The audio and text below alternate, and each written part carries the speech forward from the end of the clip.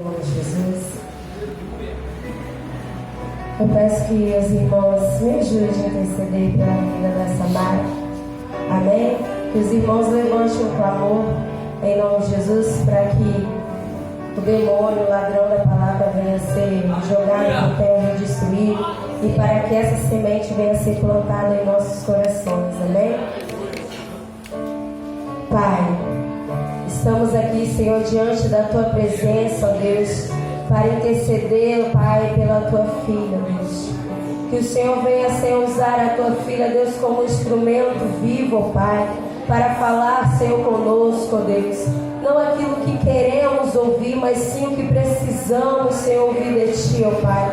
Deus, que ela venha ser, ó Pai, atalaia, ó Deus, nesta noite, ó Pai. Pai amado, a Tua filha, ó Deus, Pai. Pai querido, vai tirando, Senhor, todo nervosismo, ó Deus, e vem usando a Tua filha, ó Pai. Ó Deus, toma, Senhor, direção e controle de tudo, ó Deus. Pai amado, muito obrigado, Senhor, pela vida dela. Abençoe ela, ó Deus, e dê ousadia, ó Pai, em nome de Jesus. Amém. A paz do Senhor a todos, amém? Amém! Glória a Deus. Quem tem Bíblia, abre comigo em Êxodo, versículo de número 3. Eu nem precisaria pegar, né? Porque basicamente o que eu ia dizer, duas pessoas que vieram aqui em cima já falaram a metade. Isso eu glorifico a Deus, porque eu confesso que eu estava muito nervosa. Eu falei, Deus, será que isso não é só do meu coração? Sei lá, meu coração está palpitando muito. Aí ele disse, não, eu quero falar isso. E ele usou duas pessoas aqui em cima para dizer metade do que está escrito aqui no meu esboço, e ainda usou a diaconisa Jéssica ali do meu lado, antes de começar o culto, para falar o que estava escrito exatamente igual estava escrito. Glória a Deus. Êxodo, capítulo de número 3, versículo de número 1. Certo dia, Moisés estava cuidando do rebanho de seu sogro, sacerdote de Midian.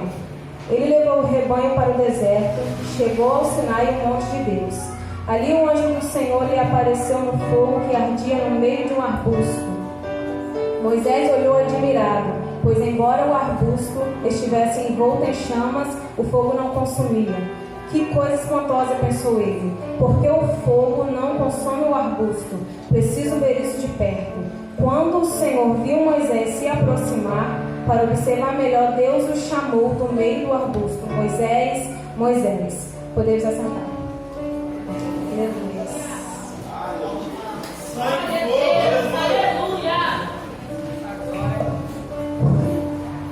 Glória a Jesus. Glorificado e exaltado seja o teu nome, Jesus. Santo, santo, santo é o Senhor, Jesus. Aleluia. Antes de começar no capítulo 3, eu gostaria de voltar um pouquinho no capítulo 1. Começa dizendo que quando José ele morre, entra no Egito um novo faraó que não conhecia José. E esse faraó ele começa a perceber que o povo de Israel cresce muito. Ele começa a ficar com medo. Ele começa a pensar, se o povo de Israel está crescendo tanto, talvez eles se juntem com algum dos meus inimigos e possam vencer a batalha e fugir dessa terra. Não vão ser mais meus escravos. Então ele começa a bolar um plano para acabar com esse crescimento de Israel. E a Bíblia vai dizer que o rei manda aumentar o trabalho. Quando o rei manda aumentar o trabalho, ele começa a colocar mais peso, mais coisas para fazer, e a Bíblia vai dizer que mesmo colocando peso, o povo se multiplica. Isso que eu achei lindo, eu falei, como assim? O povo está chegando em casa cansado, o povo está chegando em casa mais destruído que o normal, e mesmo assim o povo está crescendo. E aí Deus falou, começa por aí, você pode levantar sua mão direita bem lá no alto?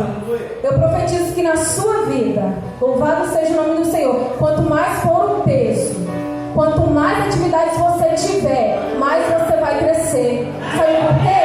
Eu aprendi que quanto mais Deus cobra, mais eu faço.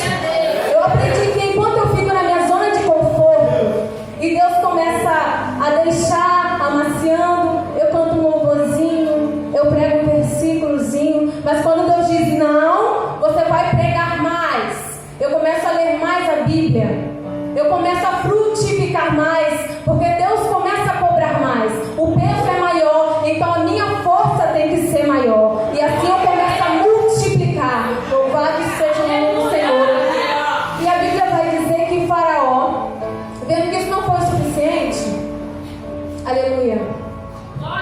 Louvado seja o nome do Senhor. Aleluia. Ele manda matar os meninos na hora do parto. Por que os meninos? Porque os homens têm mais força. E se houvesse uma guerra, os homens entrariam na guerra. Aleluia. Aleluia, Deus. Louvado seja o nome do Senhor.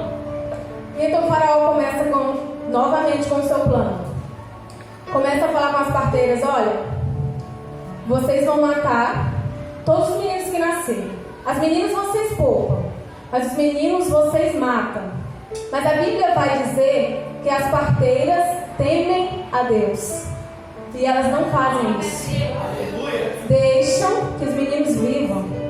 E aí o faraó vai perceber que não adiantou. E a Bíblia diz que por elas fazerem isso, por elas serem boas, Deus dá uma família a cada uma delas. Olha que lindo. Elas não destroem uma família e ganham uma família. Deixa eu falar uma coisa. Não destrua sonhos, que você vai ter os seus sonhos. Não destrua projetos, que os seus projetos vão ser realizados. Sabe por que muitas vezes nós chegamos em lugares tão altos, mas a gente fala: mas e o meu sonho, o meu projeto? Você lembra que lá atrás, sem querer, você humilhou alguém? Sem querer, você não vigiou nas suas palavras e você cortou o coração de alguém? Sem querer, alguém disse: eu quero pregar, e você disse: você nem lê a Bíblia, você nem sabe falar. Para de matar os filhos e Deus vai te dar uma família. Para de matar os sonhos e Deus vai te dar um sonho.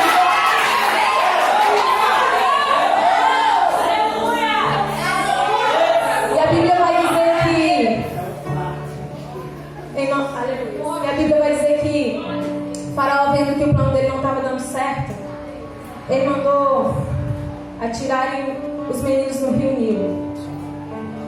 E a Bíblia vai dizer que neste período os pais de Moisés se conhecem e eles têm um filho.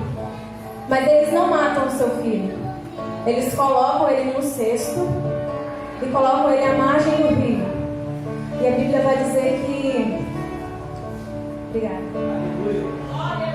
Aleluia. Isso já no capítulo de número 2. A Bíblia vai dizer que ela esconde ele por 3 meses. E depois de 3 meses, ela o coloca no rio.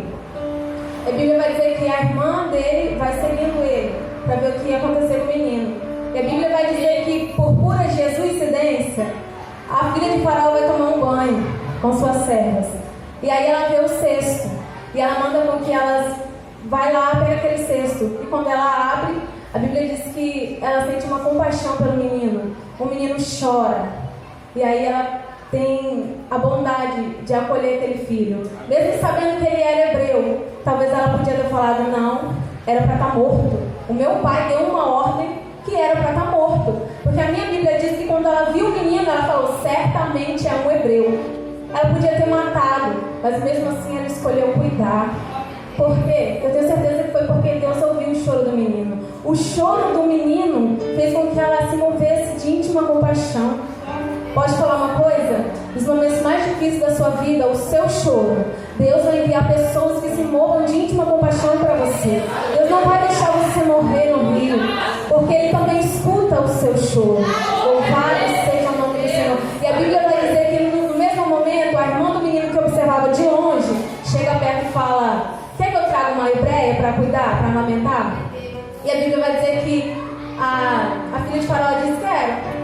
Aí então eles levam o menino para a mãe dele. E a filha de Faraó ainda fala assim: olha, cuida dele que eu vou te pagar. Ela cuida do próprio filho, ele não morre e ela ainda recebe por isso. Louvado seja o nome do Senhor. É muita bênção para uma pessoa só. É muita glória. E a Bíblia vai dizer que quando o menino cresce, ele volta ao Egito. A Bíblia vai dizer que... Louvado seja o nome